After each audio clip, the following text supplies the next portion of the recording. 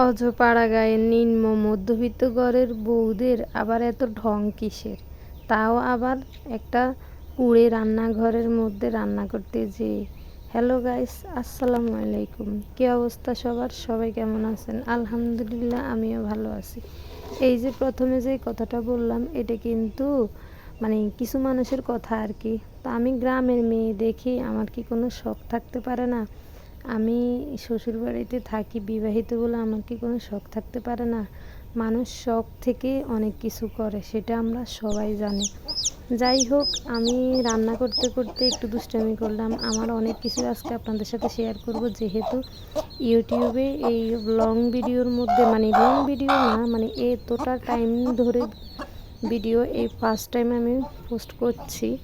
তো দেখেন, প্রথমে আমার হাঁস মুরগির বাচ্চাগুলো দেখাচ্ছে। আমি যেহেতু গ্রামে থাকি, আমার হাঁস আছে, মুরগি আছে। তো বড় হাঁসগুলো আর বড় মুরগিগুলো দেখাতে পারলাম না, কারণ সেগুলো এখন ছিল না। সেগুলোকে সকালে ছেড়ে দিছি, খাবার দিয়ে দিছি, খাওয়ার পরে হেরা অন্যদিকে চলে গেছে। এই আর কি। তো আমি ভাত বসাইছি চুলার মধ্যে, বসাই এই ফাঁকে আপনাদেরকে আমার হাঁস মুরগিগুলো দেখাইলাম। এটা হচ্ছে আমাদের রান্নাঘর। হ্যাঁ, ঘরেও আমাদের একটা রান্নাঘর আছে, তবে ওইটাতে হচ্ছে সিলিন্ডার গ্যাস ব্যবহার করি আর কি। আমরা শুধু মানে ভাত তরকারি এগুলো দুপুরে রান্নাবান্না সব কিছু চুলাই করি। আর সকালের নাস্তা, সন্ধ্যার নাস্তা এগুলো কিন্তু মাটি চুলাই করি আর কি। তো যাই হোক, মাটির চুলার রান্না কিন্তু খাইতে অনেক মজা।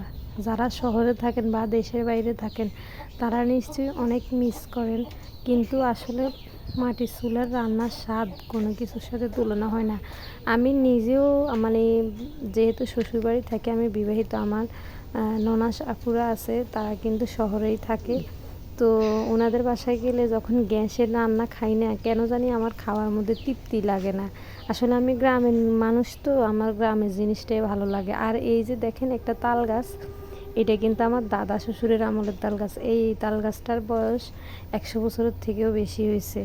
মানে এত পুরানো দেনও এই তাল গাছের তালের স্বাদ যেন অমৃত। আমাদের শ্বশুর এলাকার পুরা গ্রামের সবাই প্রায় আমাদের এই গাছের তাল খায় আর কি। কেউ পিঠা বানাই খায়, কেউ এমনি রান্না করে নারিকেল দিয়ে, চেনা দিয়ে, মুড়ি দিয়ে খায়, যার যেরকম পছন্দ। আর এই যে এটা আমাদের পুকুর, এই পুকুরটায় আমরা গোসল করি, রান্নাবান্নার কাজের সব কিছু ধোয়া মোছা করি, আর প্লেট বাড়ি টাড়ি ধুই। আর পুকুরের ওই পাশে শুয়ে আছে আমার শ্বশুর।